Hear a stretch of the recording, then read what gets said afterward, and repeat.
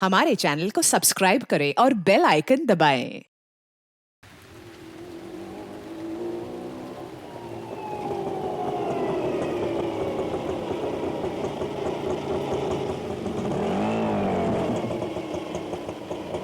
बस बस बस बस बस भैया ऑटो यहीं रोको। मेम साहब, इस जगह पे आपका क्या काम है? ये जानना तुम्हारे लिए जरूरी नहीं है। जाओ, जहाँ रुकने के लिए बोला वहाँ वेट करो।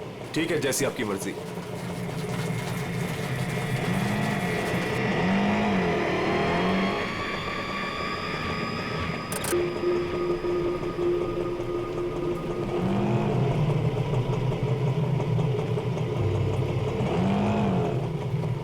अरे तुम गए नहीं अभी तक, जाओ।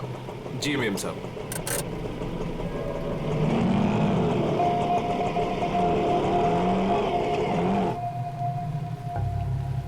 हेलो विशाखा, मैं करिश्मा बोल रही हूँ।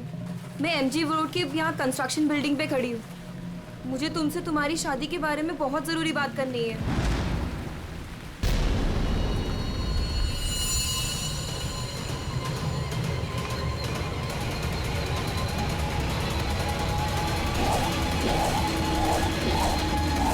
मेम साहब, मेम साहब, मेम साहब, कहाँ चली गई?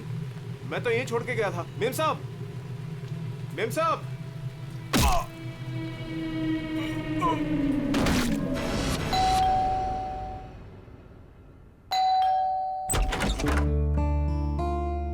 अरे आप इतनी जल्दी आ गए ऑफिस से? हाँ, आज काम कुछ कम था। ये लो, आते आते तुम्हारे लिए कुछ साग सब्जियां लाया हूँ और इसे फ्रीजर में रख दो। विशाखा के लिए लाया हूँ, उसे आइसक्रीम पसंद है ना? आज आपकी लाडली ये खाने वाली नहीं है। पर क्यों? आज सुबह से ही उदास है, खुद को कमरे में बंद कर रखा है और खाना भी नहीं खाया उसने। तुमने उसे कुछ कह दिया क्या? मैं क्या कहूँगी, लेकिन हाँ, आज सुबह किसी का फोन आया था।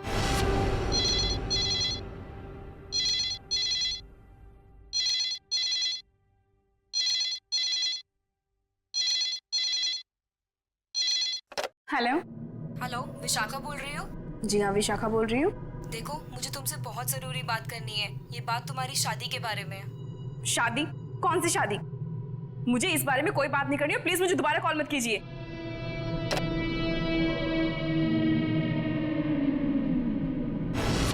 अरे इतनी मुश्किल से तो 2 हफ्ते पहले टूटी हुई शादी को भूल पाई थी, और फोन करके उसके जख्म किसने हरे कर दिए?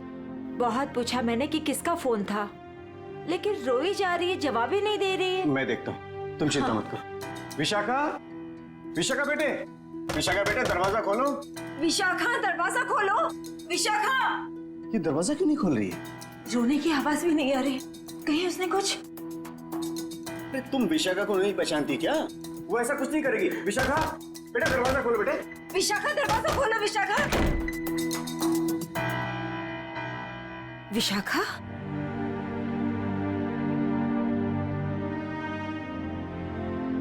विशाखा बेटे, वो शादी वाले फोन कॉल से चिंता में है ना तू?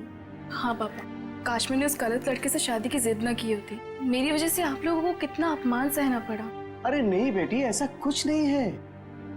उस लड़की के साथ तेरी शादी नहीं हुई, ये तो बड़ी अच्छी बात है। उस परिवार से तू बच गई बेटे।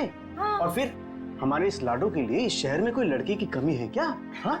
और क्या, हमारी विशाखा है इतनी प्यारी कि कोई भी लड़का इसे देखते ही पसंद कर लेगा। नहीं माँ, इस बार अपनी पसंद पे भरोसा करके मैं कोई गलती नहीं करना चाहती।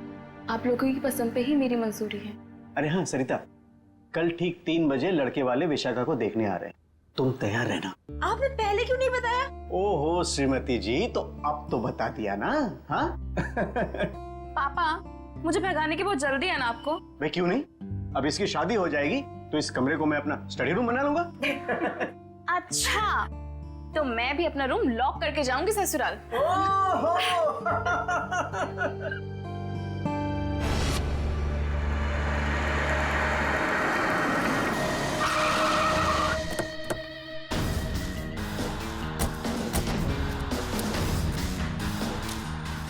भाई साहब, मैं यहाँ का बचपन, मैंने ही आपको फोन किया था। लाश कहाँ पर है? जी उस तरफ। चलो दिखा। जी।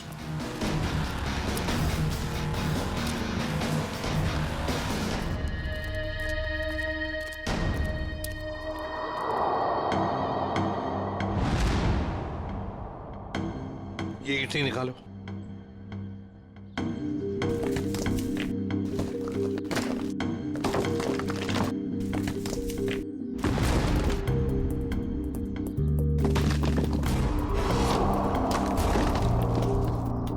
तो लगता है लाश को छुपाने की पूरी कोशिश की, लेकिन पूरी तरह से कामयाब नहीं हुआ है।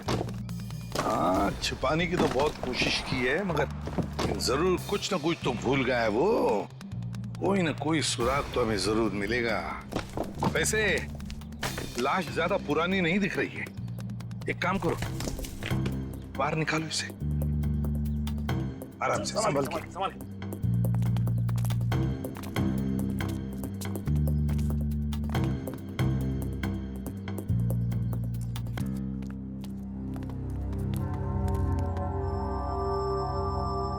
ये देखो, बड़ी बेरहमी से मारा है इसे। सामने से सीधे चाकू घोंप दिया सीने में। हाँ सर, देख के लगता है कि इसे चीखने चिल्लाने का मौका ही नहीं मिला। ये देखो, इसके सिर के पीछे भी चोट है। लगता है जिसने भी ये किया है ना, शायद पीछे से आकर इस रिक्शा वाले के सिर पर पीछे से हमला किया, वार किया। ये बेचारा मुड़ गया हमलावर को देखने के लिए, तो सामने से चाकू घोंप दिया।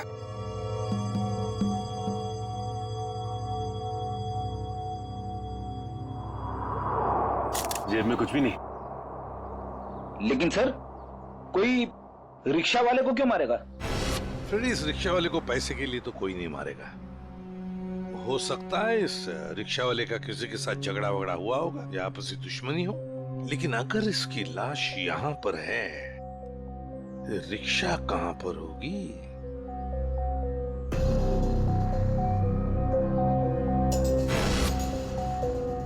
सर, हाँ सर ये देखिए सर, ये खून की बूंदें और घसीटने के निशान हैं।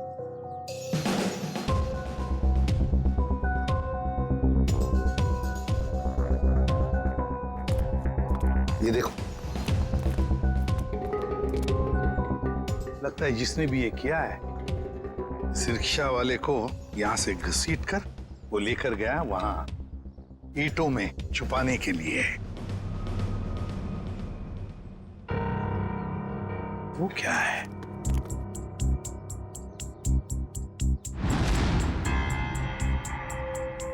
किसी आदमी की घड़ी। अरे ये तो काफी महंगी घड़ी है। शायद रिक्शा वाले की होगी। नहीं फ्रेडी, ये इस रिक्शा वाले की घड़ी नहीं लगती। इतनी महंगी घड़ी है ये, 1,00,000-1.5 लाख की तो घड़ी है ये। तो फिर सर, शायद उसी की होगी जिसने रिक्शा वाले को मारा है। वो तो ये भी सकता है कि घड़ी उस आदमी की हो जो ऑटो में बैठा था। इतनी कीमती घड़ी पहनने वाला आदमी रिक्शा में नहीं जाएगा, मुझे नहीं लगता। देखो, और भी कोई सुराग मिलना चाहिए। देखो जरा आसपास।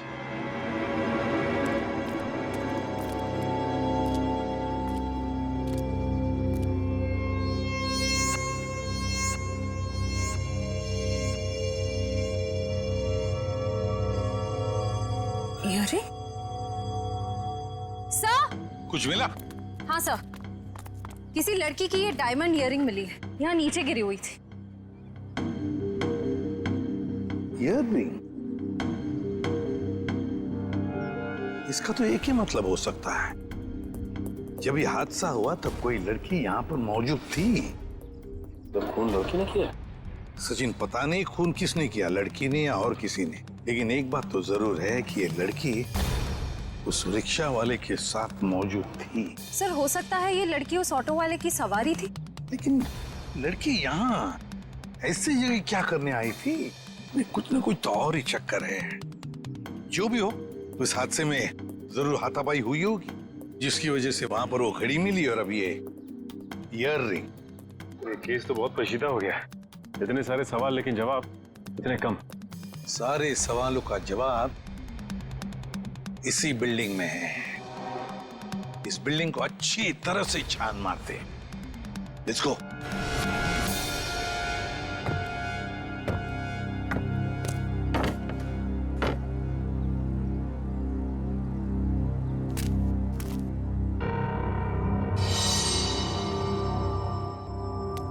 हाँ सचिन,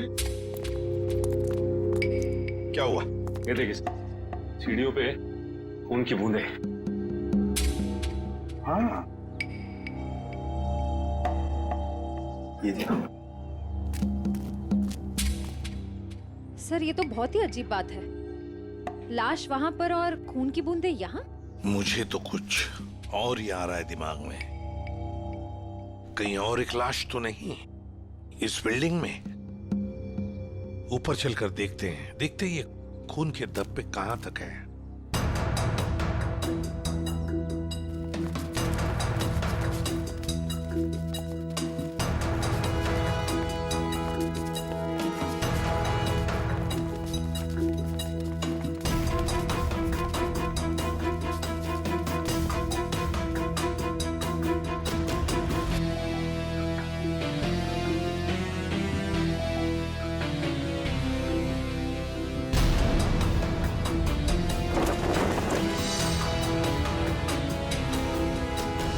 भाई साहब मैं तो कहता हूँ अभय और विशाखा एक दूसरे के लिए बिल्कुल सही है। दोनों के ख्यालात मिलते जुलते हैं, दोनों का स्वभाव एक है और वैसे एक साथ स्कूल में पढ़ चुके हैं। बेटा तुमने हमें बताया नहीं कि तुम अभय को पहले से जानती हो? नहीं पापा, अभय मेरी क्लास में नहीं थे। वो क्या है ना अंकल, हम दोनों की क्लासेस सेम थी पर सेक्शन अलग अलग थे। आप सेक्शन ए में थी और मैं सेक्शन सी में था। बात यह है ना जी, अभय के लिए एक से बढ़कर एक खानदान से रिश्ते आ रहे हैं, लेकिन इससे मना कर दिया है। स्कूल के वक्त से ये आपकी बेटी से प्यार करता है, लेकिन कह नहीं पाया, इसलिए आज मुझे आना पड़ा कहने के लिए। पापा प्लीज, आप मुझे एम्बैरेस कर रहे हैं। नैना और अनुष्का कैसे हैं? स्कूल टाइम से तुम्हारे बेस्ट फ्रेंड हुआ करते थे वो लोग। हाँ, नैना भी बेंगलोर में जॉब कर रही है और अनुष्का की रिसेंटली शादी हो गई है मसूरी में। सुना है बहुत ही खूबसूरत जगह है वो। जी। वैसे तो साउथ अफ्रीका भी बहुत ही सुंदर जगह है। 25 साल पहले हमने हमारे हीरो का बिजनेस वहां शुरू किया था और आज यहाँ तक ले आए उसे। आप लोग बैठिए, मैं आप लोगों के लिए चाय वगैरह लेकर आती हूँ। आप लोग बैठिए, हम आते हैं।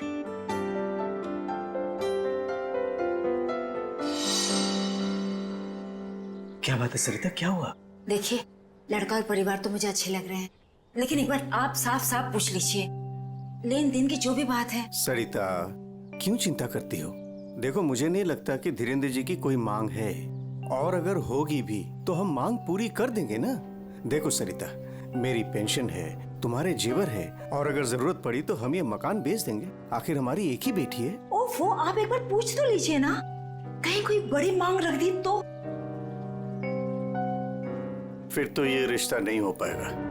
खैर, अपनी किस्मत है, देखते हैं। चलो लीजिए भाई साहब। ये सब लाने की क्या जरूरत थी? इतनी तकलीफ क्यों की आपने? अरे क्या कहते हैं भाई साहब, ये तो कुछ भी नहीं है, ये तो आपको लेना ही पड़ेगा। चाय लीजिए। ये लो बेटे।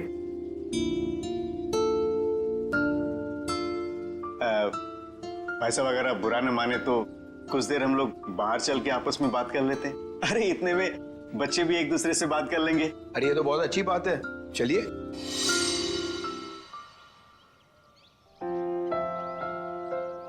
भाई साहब, आपका बेटा हमें बहुत पसंद है। मुझे भी बिल्कुल विशाखा जैसी बहू चाहिए थी। अगर विशाखा अभय को पसंद उसकी करे, फिक्र आप मत कीजिए, हमारी मंजूरी में ही उसके यहाँ है। ये तो बड़ी अच्छी बात है, तो मैं बात पक्की समझूं? जी जरूर। धीरेन्द्र जी, अगर आपकी कोई मांग हो तो आप मुझे। ये कैसी बात कर ली आप लोगों ने? अरे भाई, भगवान का दिया हुआ सब कुछ है हमारे पास। आपकी बेटी सिर्फ 2 जोड़ी कपड़ों में चाहिए, ये आप कर पाएंगे या नहीं? मुझे समझ में नहीं आता कि मैं आपका ये कर्ज कैसे चुका पाऊंगा। लेकिन हमारी एक शर्त है। शर्त? ये शादी 2 दिनों में हो जानी चाहिए। 2 दिनों में शादी की तैयारियां हम कैसे कर सकते हैं? देखिए, ये हमारी एक ही बेटी है, हम चाहते हैं कि उसकी शादी बड़े धूमधाम से हो, इसलिए थोड़ा अगर आप हमें वक्त दे दे तो। देखिए भाई साहब, मैं आपकी बात समझता हूँ, लेकिन 3 दिनों के अंदर मुझे साउथ अफ्रीका पहुंचना है। सिर्फ मेरे बेटे की वजह से मैं अपना पूरा कारोबार छोड़ के आया हूँ। अगर आप ये नहीं कर पाओगे तो ये रिश्ता नहीं होगा। हाँ? सोच लो आप लोग।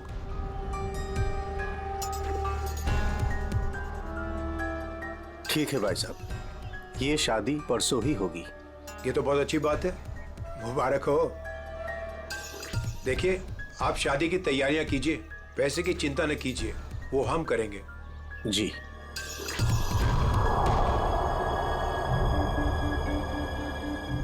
कैसे? तुम चिंता मत करो सरिता, भगवान की जो मर्जी है वही होगा। चलो शादी की तैयारी करते हैं।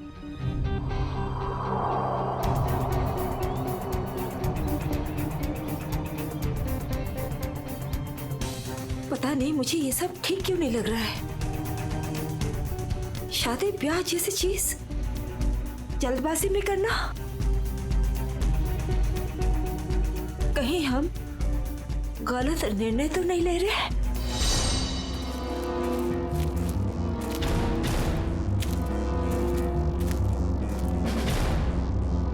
सर, इस लड़की का चेहरा तो पूरी तरह से बिगड़ चुका है। इसकी पहचान करना बहुत मुश्किल होगा। तो सर, लड़की के पास से ना ही कोई आइडेंटिफिकेशन मिला है, ना ही कोई मोबाइल। तो लाश को देख के लगता है कि इसकी और उस ऑटो ड्राइवर की मौत लगभग एक ही वक्त हुई है सर।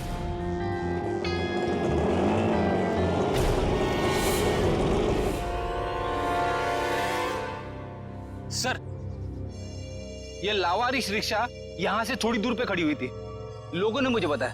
और सर, ये रहे रिक्शा के पेपर्स। वो लाश इसी रिक्शा ड्राइवर की थी, चमन नाम था उसका। और सर, ये फोटो भी लगी उसकी।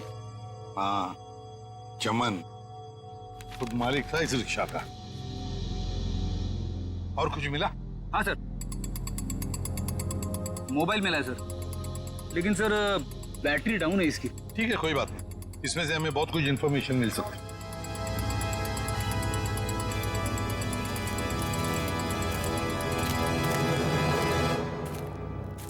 वॉचमैन होना यहाँ के। कैसी ड्यूटी करते हो? दो खून हुए यहाँ पर। साहब जी, ये सब कैसे हुआ? मुझे नहीं पता चला। चुप, नाटक बंद। जरा याद करके बताओ, क्या कोई आया था यहाँ पर इस रिक्शा में से? कोई नहीं आया था इस रिक्शा से। ये कैसे हो सकता है? हाँ? कोई बिल्डिंग से ऑटो दूर क्यों खड़ा करेगा? बताओ कौन आया था? हाँ साहब जी, याद आया, जब मैं खाना खाने गया था ना, जरूर कोई आया होगा। झूठी करते हो।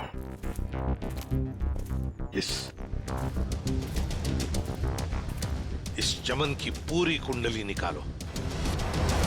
हाँ अभिजीत सर, वो ऑटो वाले के फोन की डिटेल मिल गई है सर। ये 11 बजे के करीब ममता नगर से निकला और 11:30 बजे जेल स्टेशन पे पहुंच गया। ये MG road under construction building पे कब पहुंचा? सर 12:30 बजे।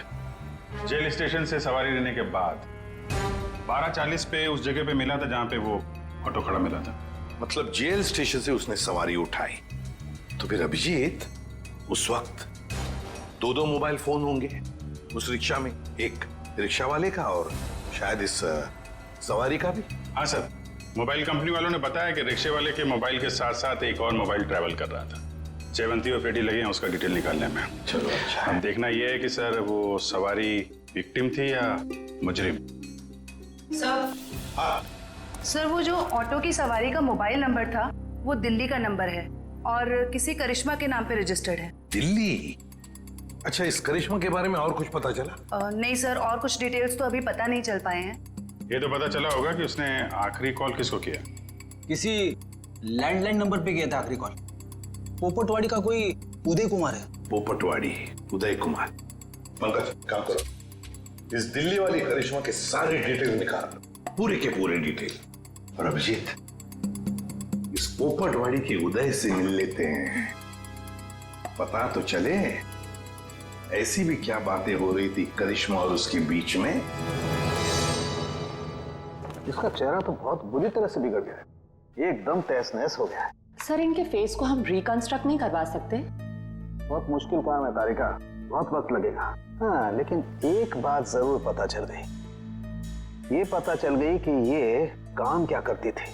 क्या काम? तारिका, ये लड़की एक नर्स थी। नर्स? ये देखो, ये देख रहे हो, ये इसकी उंगलियों पर और ये अंगूठे पर ये कौन? ये निशान तो ज्यादातर उन्हीं लोगों के हाथों में होता है ना जो दूसरों को इंजेक्शन देते हैं। एग्जैक्टली तारिका। अब मुझे लगता है ये खून या तो किसी बदले की भावना से किया गया है या फिर कोई प्यार व्यार का चक्कर? प्यार व्यार का चक्कर? तुमको ऐसा लगता है तो तुम फोरेंसिक आते ही क्यों? तुम अब से मत आया करो हमारे लैब में प्लीज। ना अरे ये क्या? हाँ। और अभिजीत, तुम्हारे और मेरे बीच में जो भी था ना वो खत्म। प्यार का चक्कर। सीआईडी, यहाँ सब कुछ ठीक तो है ना? देखिए आप फिक्र मत कीजिए, हमें पता है आपके घर में शादी का रस्म चल रहा है। लेकिन देखिए बात कुछ ज्यादा नहीं है, सिर्फ 2 मिनट की बात है। एक बात बताइए, कल लैंडलाइन पे कोई अनजान फोन आया था? हाँ, मेरी बेटी विशाखा ने फोन उठाया था। जरा बुलाइए ना विशाखा को। विशाखा बेटी 1 मिनट इधर आना। हाँ जी, 1 मिनट। जी पापा। बेटे ये हाय विशाखा, शादी मुबारक हो। Thank you. हम सीआईडी से हैं, मैं इंस्पेक्टर श्रेया। कल सुबह 10 बजे लैंडलाइन पे एक कॉल आया था। जी आया था। किसका फोन था? किसी करिश्मा का फोन था, बट मैं उसे नहीं जानती। अगर तुम उस लड़की को नहीं जानती हो तो उसने तुम्हें क्यों कॉल की? दरअसल वो मुझसे मिलना चाहती थी, पर मैंने उसे मना कर दिया। तुम तो कह रहे हो तुम उसे जानती तक नहीं, फिर भी वो तुमसे बात करना चाहती थी। कोई ना कोई तो वजह जरूर होगी, हैं? बताओ। शायद वो मेरी शादी के बारे में कुछ बात करना चाहती थी। क्या क्या बात करना चाहती थी? कुछ बताया उसने? जी, तब तक तो मुझे भी नहीं पता था कि मेरी शादी होने वाली है। वो शायद मेरी पिछली शादी के बारे में बात करना चाहती थी। मतलब विशाखा, तुम्हारी पहले भी एक शादी तय हो चुकी थी जो टूट चुकी है। देखिए प्लीज, अगर इस बारे में इस वक्त बात न करें तो अच्छा होगा। बड़ी मुश्किल से उस सदमे से ये उभर पाई है। प्लीज। पापा, इट्स ओके, मुझे उस बात से कोई फर्क नहीं पड़ता है। पर आप इस फोन कॉल के बारे में मुझसे इतने सवाल क्यों पूछ रहे हैं? दरअसल बात यह है कि करिश्मा नाम की उस लड़की का। एक मिनट में समझाता हूँ। देखिए ये करिश्मा जिसने फोन किया था यहाँ पर, हम उससे मिलना चाहते हैं एक केस के सिलसिले में। ये करिश्मा कोई मुजरिम है क्या? क्या इसने कोई जुल्म किया है और ये मुझसे क्यों बात करना चाहती है? देखो करिश्मा मुजरिम है या नहीं ये अब तक तय नहीं हुआ है। खैर छोड़ो, आप लोग शादी की तैयारियां करो। और विशाखा, हम सब की तरफ से शादी मुबारक हो। Thank you.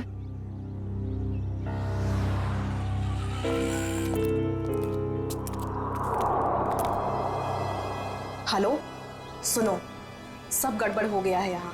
सीआईडी आ गई है। हाँ जी, क्या हाल है बॉस? फिर से बन गया चेहरा? अरे चेहरा बनने में टाइम लगता है ना यार। और कितना टाइम चाहिए तुझे? मैं बोल रहा था तारिका, प्रद्युमन जैसे ही मेरी शक्ल देखेगा पीछे पड़ जाएगा। कितना टाइम लेगा चेहरा बनाने में? यार इतना सा काम है साउंड के। वैसे एक बात बताओ, आप लोगों को वाकई कुछ पता नहीं चला उस लड़की के बारे में? हमें इतना तो पता चल चुका है कि उस लड़की का नाम करिश्मा है और वो दिल्ली की रहने वाली थी। और अगर मैं ये बताऊं कि करिश्मा एक नर्स थी तो? सर उस करिश्मा के बारे में नई बात पता चली सर। क्या? वो दिल्ली में 10 स्टार हॉस्पिटल में नर्स है। लो, ये बात अब बता रहे हैं, मैं कब की बता चुका ये बात। 10 स्टार हॉस्पिटल दिल्ली। वाह यार अभय, बड़ी सुंदर दुल्हन मिली है तुझे, सच्ची। पता नहीं कहाँ से किस्मत लिखा के लाया है। अरे वो कहते हैं ना, लंगूर के हाथ में अंगूर। एग्जैक्टली।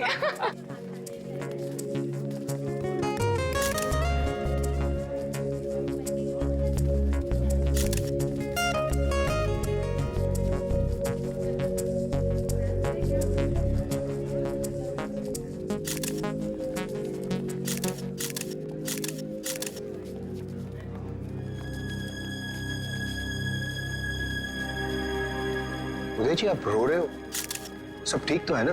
ये तो खुशी के आंसू हैं।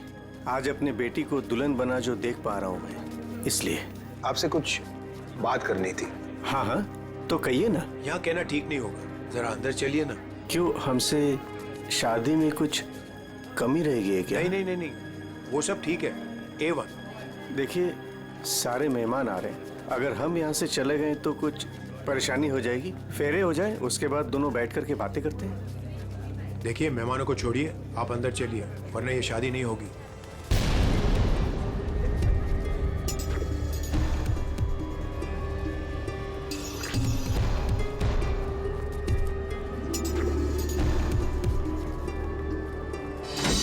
उदय जी।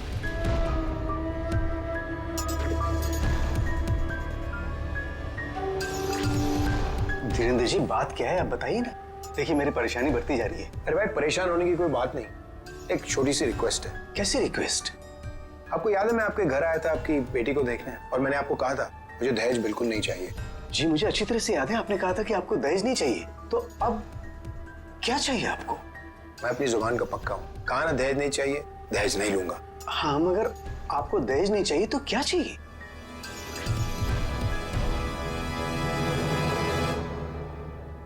Kidney kidney.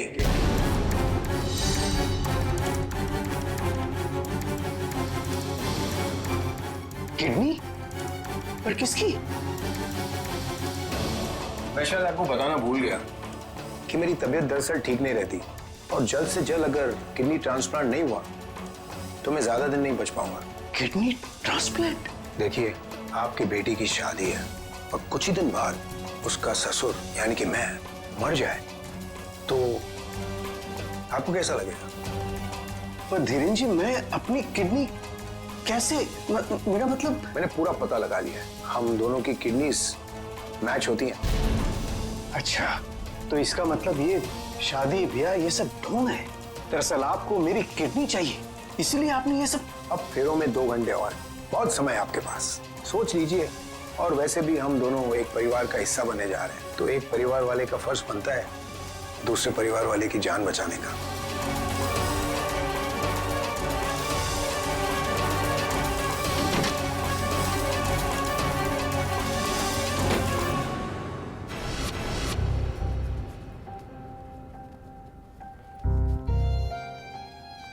आपको दहेज नहीं चाहिए तो क्या चाहिए? Kidney kidney kidney.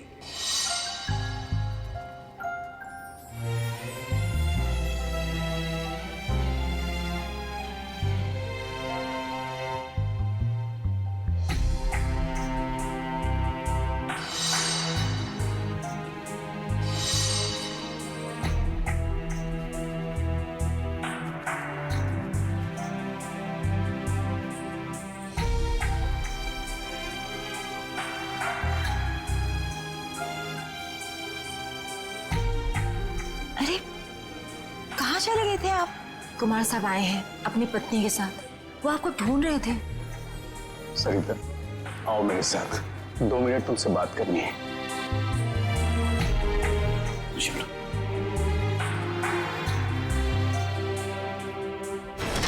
आओ सरिता। क्या हुआ, मुझे बताएंगे भी? सरिता, दरवाजा बंद कर दो, बताता हूं।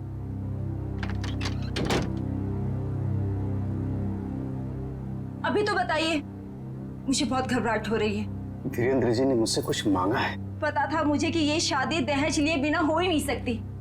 वैसे कितने पैसे मांगे हैं उन्होंने? नहीं, उन्होंने मुझसे पैसे नहीं मांगे। तो फिर? सरिता, उन्होंने मुझसे मेरी किडनी मांगी है। किडनी? हाँ सरिता। हे भगवान, इसका मतलब ये सब शादी वादी ढोंग है। वो आपकी किडनी लेना चाहते हैं? मुझे भी यही लग रहा है। ये अचानक से उनका मेरे घर आना, फिर 2 दिन में शादी, और अब ये सब कुछ। सरिता, मुझे तो इसमें बहुत बड़ी साजिश लग रही है। तो क्या अब हमारी विशाखा की शादी फिर से टूट जाएगी? अगर मैंने किडनी नहीं दी तो ऐसा ही होगा। ना सरिता, तुम मत रो।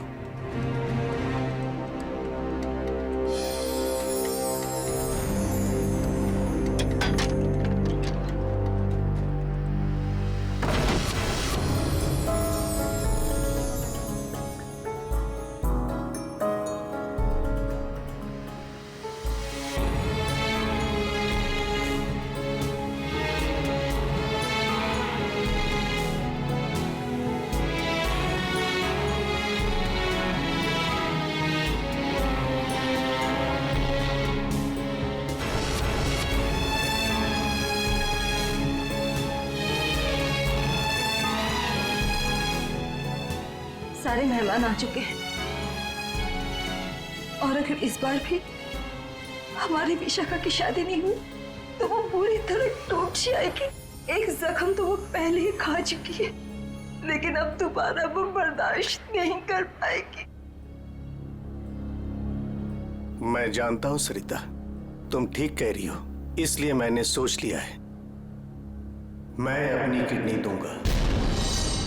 हाँ सरिता। नहीं, अगर आपने किडनी दे दी तो आपका क्या होगा? मुझे कुछ नहीं होगा सरिता। और वैसे भी इंसान के शरीर में 2 किडनियां होती हैं, जिससे उसका शरीर चलता है, लेकिन फिर भी इंसान एक किडनी के सहारे जी सकता है। मुझे ये सब कुछ ठीक नहीं लग रहा है। अगर कुछ ऊंच नीच हो गई तो मैं आपको खोना नहीं चाहती हूँ। नहीं सरिता, मुझे कुछ नहीं होगा, और अगर मुझे कुछ हो भी गया तो कम से कम मेरी आत्मा को ये सोचकर संतुष्टि तो मिलेगी ना कि मैंने अपनी बच्ची की खातिर उसके पैदाइश से लेकर के उसकी शादी तक सब कुछ किया। प्लीज।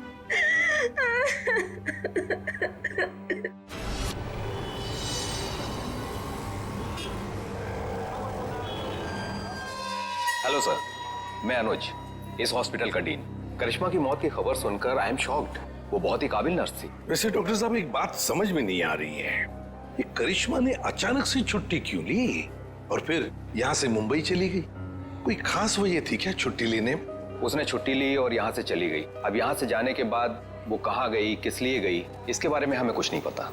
देखिए, हम लोग करिश्मा के घर गए थे, लेकिन वहाँ से कोई ज्यादा जानकारी मिली नहीं है। क्या आप बता सकते हैं कि यहाँ पे करिश्मा को कोई सामान वगैरह पड़ा है? आप चाहें तो करिश्मा का लॉकर देख सकते हैं। जी हाँ, जरा दिखाइए लॉकर। आइए। चलिए। अरे सर, इस लॉकर को देखकर मुझे मेरी नानी की अलमारी याद आ गई। वो भी अपना सारा सामान ऐसे ही ठूस ठूस के रखती थी। सर, ये तो किसी मरीज की मेडिकल रिपोर्ट है। किसकी फाइल है ये? दे उदय कुमार। उदय? विशाखा के पिताजी उदय कुमार? कमाल है, इस फाइल को तो हॉस्पिटल के रिकॉर्ड रूम में होना चाहिए। ये करिश्मा के लॉकर में कैसे? मतलब ये करिश्मा उदय जी और उसके परिवार वालों को जानती थी? वो परिवार वाले तो बता रहे थे कि वो करिश्मा को जानते ही नहीं। जरा बताइए, किस चीज का इलाज चल रहा था उदय का?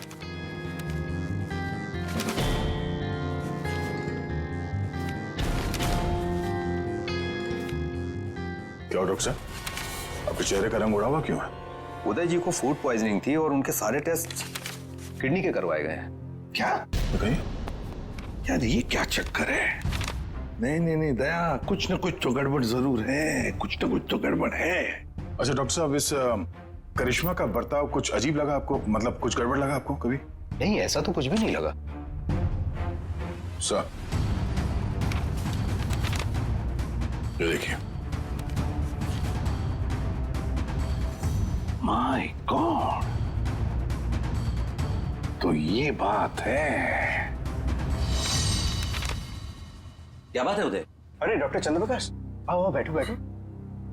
ये अचानक क्या बात करना चाहते हो तुम मुझसे? और भाभी जी क्यों रो रही हैं? शादी में कोई मदद वगैरह चाहिए? डॉक्टर, शादी की कोई बात है ही नहीं। अच्छा, तुम ये फाइल मेरी देखो ना, मेरी मेडिकल फाइल। ये फाइल चेक करके बताओ कि क्या मैं अपनी एक किडनी डोनेट कर सकता हूँ? उदय, तुम्हारी बेटी की शादी हो रही है और इस वक्त तुम्हें ये सवाल सूझ रहा है? डॉक्टर, शादी न रुके इसलिए तो मैं ये बात पूछ रहा हूँ तुमसे। बताओ ना। क्या मतलब है? मतलब मैं बाद में तुम्हें समझाऊंगा। तुम पहले मुझे ये बताओ कि मैं एक किडनी के सहारे जी सकता हूँ या नहीं। बताओ डॉक्टर, मुझे प्लीज बताओ ना।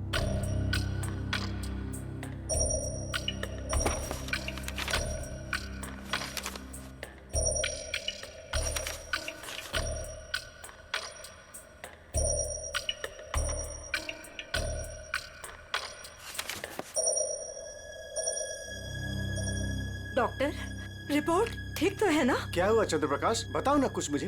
क्या किडनी देना जरूरी है? बस तुम इतना ये समझ लो कि किसी के जिंदगी और मौत का सवाल है। देखो, अगर मैंने किडनी डोनेट नहीं की ना तो मेरी बेटी की शादी रुक जाएगी। देखो उदय, तुम्हारी ये किडनी पहले से ही खराब है। क्या?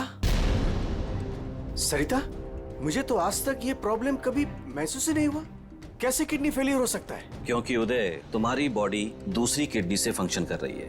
आई एम सॉरी, अगर तुमने ये दूसरी किडनी भी डोनेट कर दी तो क्या? तो तुम्हारा बचना नामुमकिन है। किडनी डोनेट करने के लिए तुम मेडिकली फिट नहीं हो। देखो, ऐसा मत कहो डॉक्टर, मुझे ये किडनी दान करनी ही पड़ेगी किसी भी हालत में। डॉक्टर प्लीज जरा चेक करके बताओ, कोई तो रास्ता निकालो। देखो उदय, फाइनल डिसीजन मैं नई रिपोर्ट के आने के बाद ही दे पाऊंगा, लेकिन इस रिपोर्ट के मुताबिक किडनी डोनेट करना मतलब मौत को दावत देने जैसा है।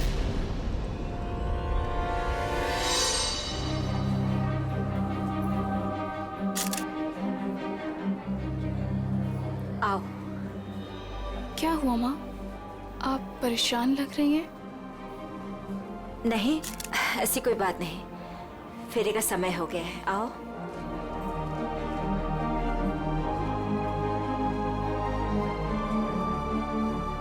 अरे उदय जी, आप ही को ढूंढ रहा था। फेरे लगवाएं या फिर मैं बारात वापस? जी नहीं, बारात वापस ले जाने की नौबत नहीं आएगी। मुझे पता था आप बड़े समझदार इंसान हो, सही डिसीजन लिया। और वैसे आप अपनी बेटी को इतना प्यार जो करते हो, आइए। यकीन नहीं आ रहा है दया, शादी के नाम पे ऐसी सौदेबाजी।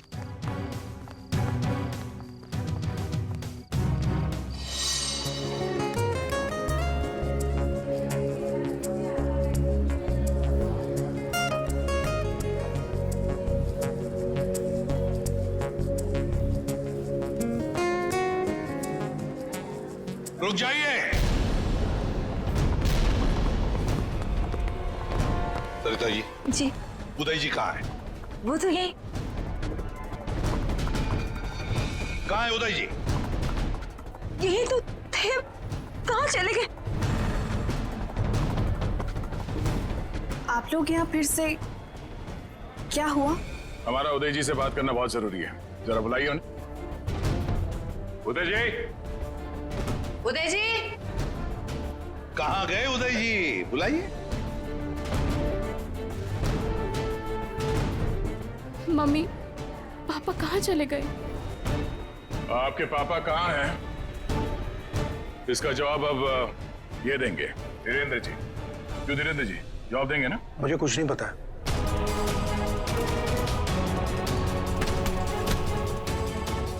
नहीं पता तो सड़क कहाँ है यार?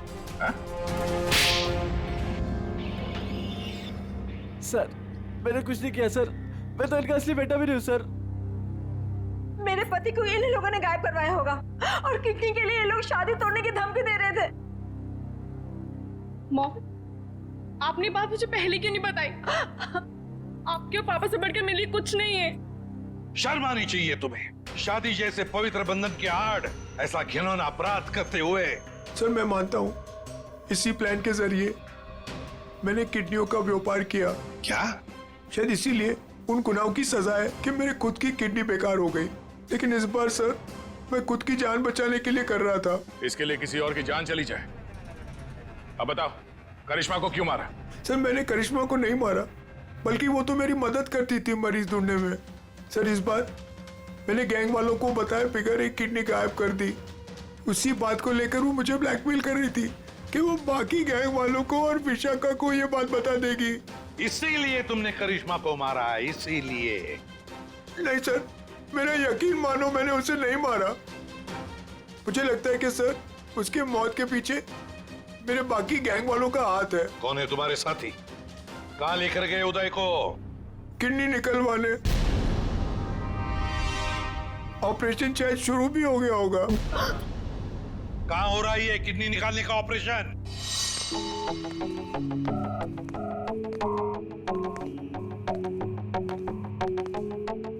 चल डॉक्टर, ऑपरेशन शुरू कर। देखो, तुम जो ये कर रहे हो ना, ठीक नहीं कर रहे हो। बकवास बंद कर और अपना काम कर जल्दी।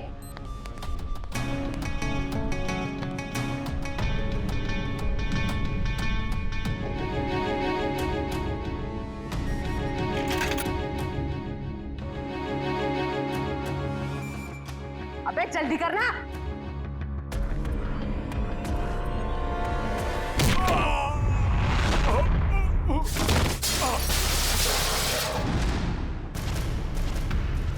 कौन है वहां? कौन है?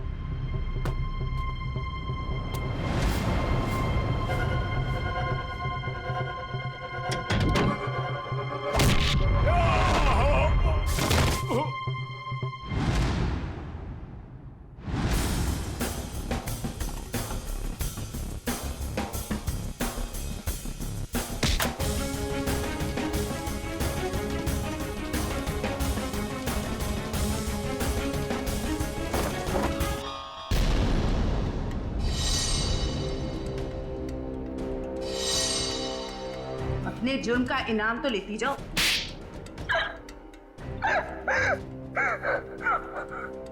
ये सारा षड्यंत्र हमने सिर्फ लोगों की किडनियां हथियाने के लिए किया है। ये सब पता है हमें। ये बताओ करिश्मा को क्यों मारा तुम? क्योंकि करिश्मा हमें धोखा दे रही थी। लेकिन तुमने करिश्मा का खून किया, ये बात तुमने धीरेन्द्र से क्यों छुपाई?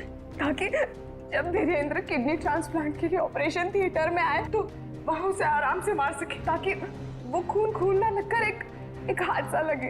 और उदय की किडनी तुम ऊंचे दाम में बेचना चाहती थी, क्योंकि उदय का blood group Bombay blood group है, एक रेयर ब्लड ग्रुप है ना? यही प्लान था सर, लेकिन आप सीआईडी वालों की वजह से वो सब चौपट हो गया। करिश्मा का खून और कितने सारे मासूम लोगों की किडनियों की चोरी, तुम्हें तो फांसी ही होगी। इतना काफी है तुम्हें फांसी के फंदे तक पहुंचाने के लिए। जयवंती, ले जाओ इसे। सर।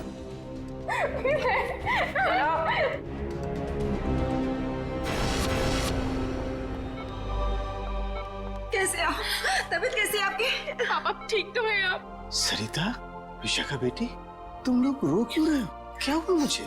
मैं आपसे कभी बात नहीं करूंगी। आपको क्या लगा मेरी शादी आपकी जिंदगी से ज्यादा जरूरी है? ऐसी कोई बात नहीं। दरअसल मैं और सरिता, हम तो सिर्फ तुम्हारी खुशी चाहते हैं बेटे। मेरी खुशी आपसे है, आपसे है। माना बाकी लड़कियों की तरह मेरा भी सपना है कि मेरा भी एक अच्छा पति हो, लेकिन वो पति मुझे अपने पिता की कीमत पर बिल्कुल नहीं चाहिए। देखा उदय जी, आपकी बेटी विशाखा कितनी समझदार है, सियानी है और सही बोल रही है। एक बात हमेशा ध्यान में रखना, बेटी घर का सम्मान होती है, सुख होती है, खुशी होती है। उसके हाथ पीले करना तो सौभाग्य की बात होती है, लेकिन उसके लिए माता पिता को अपनी जान दांव पर लगाने की कोई जरूरत नहीं। एसीपी साहब, मैं आपसे वादा करता हूं, चाहे कुछ भी हो जाए, मगर मैं इंतजार करूंगा। अब की बार मैं अपनी बेटी का हाथ सिर्फ उसी को दूंगा जो इसके लायक हो। आप सबका बहुत बहुत शुक्रिया बेटी। Thank you very much.